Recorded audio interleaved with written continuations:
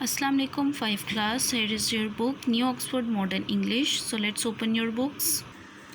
Unit number 1A, stopping by words on a snowy evening. Stopping by words on a snowy evening. एक बर्फानी शाम को झुंड के नज़दीक रुकना. Stopping, रुकना, words. झुंड means collection of trees, group of trees. Snowy evening, बर्फानी शाम. Students' poem is about a rider who stops by the woods at its evening time, and his horse is amazed about the rider stopping by the woods. Students, actually ये poem जो है वो एक rider के related है, ठीक है, जो जहाँ पर एक जगह पर बहुत ज़्यादा ट्रीज़ थे, ठीक है. वुड्स मीन जहाँ बहुत ज़्यादा ट्रीज़ होंगे, group of trees called woods. Wood is actually a collective noun. वहाँ पर रुकता है और वो शाम का वक्त होता है, ठीक है. और उसका जो घोड़ा है वो हैरान होता है कि जो उसका राइडर है, सवार है, वो यहाँ पर क्यों रुका है. Because though there is no farm house there, यानी अगर यहाँ पर कोई फार्म हाउस भी नहीं है जहाँ पर ये रुके, जिसको देख कर रुके. ये किस चीज़ को देख के यहाँ रुका है. So this is a strange thing for his horse. So here Robert Lee Frost. Robert Lee Frost is the poet of this poem. So first of all, we will learn about Robert Lee Frost. Page number 12, about the poet. Robert Lee Frost was born in San Francisco. He was a poet, a teacher, and also a farmer. He won 2 Pulitzer Prizes for his poetry. Yes, Robert Lee Frost was born in San Francisco. San Francisco में पैदा हुए. He was a poet, teacher. वो poet भी थे, teacher भी थे, and farmer, किसान भी थे. So here's the word Pulitzer Prizes. Pulitzer Prizes कहते हैं students when someone's poetry get very popular. जब किसी की poetry बहुत popular हो जाती है, उसको as a award. Pulitzer Prizes are actually a award. वो एक award होता है जो उसको दिया जाता है. So रॉबर्ट ने कितने ये Pulitzer Prizes जीते? 2. Okay. So come to the reading, page number 11. Here are some sight words to know. Darkest evening. Darkest evening. Winter evenings are much darker than summer evenings in places closer to the North Pole. Darkest evening यानी अंधेरी शाम, ठीक है. यानी सर्दियों में आपको पता है विंटर सीजन में शाम जो है वो जल्दी हो जाती है और अंधेरा भी जल्दी हो जाता है, okay, as compare to summer evening. Dunny. Like down the soft under feathers of young birds. Dunny means naram, soft, okay. Fleck. Small pieces of snow, flakes. This is called fleck. Small ice के छोटे छोटे pieces को हम कहते हैं fleck. Harness. The leather straps and belts used to control a horse. जी, ये क्या है कि घोड़े को कंट्रोल में रखने के लिए उसको जो आपकी ये स्ट्रिप्स होती हैं उसको हम क्या कहते हैं? Harness. Okay, leather straps for an animal. So let's start the reading of this unit. Whose words these are, I think I know. His house is in the village, though. He will not see me stopping here to watch his woods fill up with snow. यानी वो कह रहे हैं यहाँ पर कि ये झुंड, ये दरख्त मेरे ख्याल में, मुझे पता है ये किसके हैं, ठीक है. जिसके भी हैं उसका घर जो है वो गांव में है और वो मुझे अभी नहीं देखेगा कि मैं यहाँ पर रुककर उसके बर्फ़ से भरे हुए दरख्तों को देखता हूँ.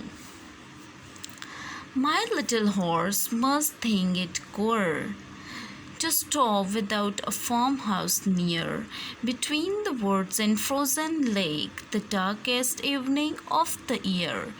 Yes, अब यहाँ वो कह रहे poet is saying there,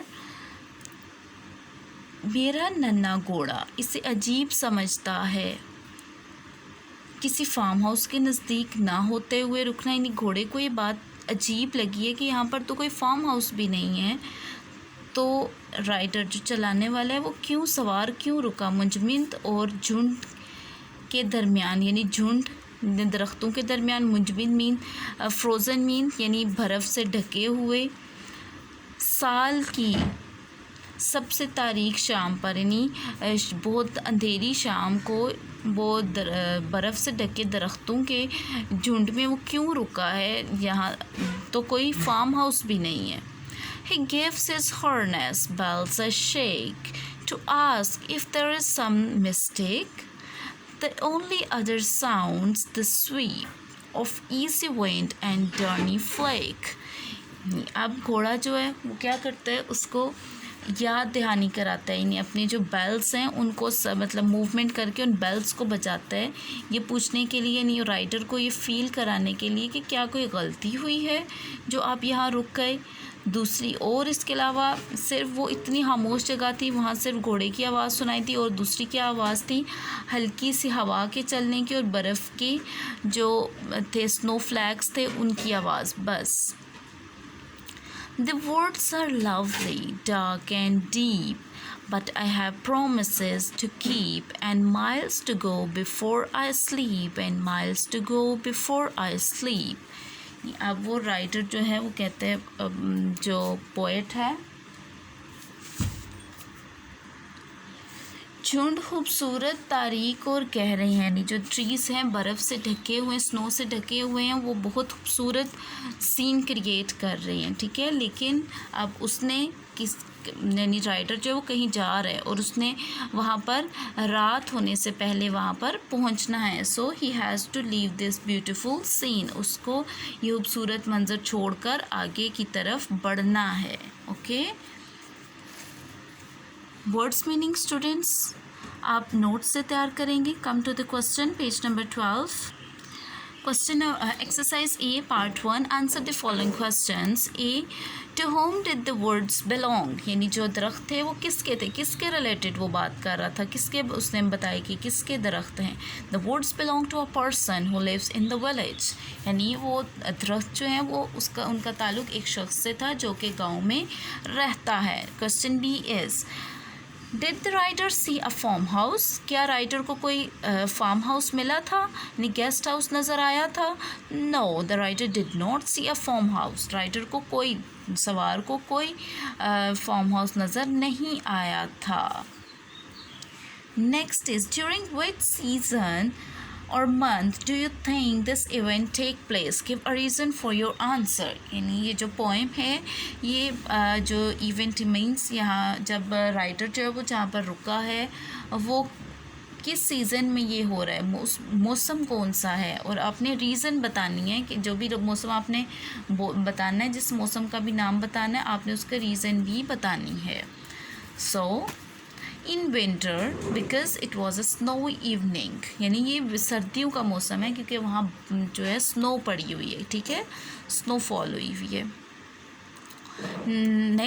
next is what mood और atmosphere does this poem create, यानी इस पोएम को पढ़ने से कैसा माहौल जो है वो क्रिएट होता है, ठीक है, आपको कैसी फीलिंग आती है.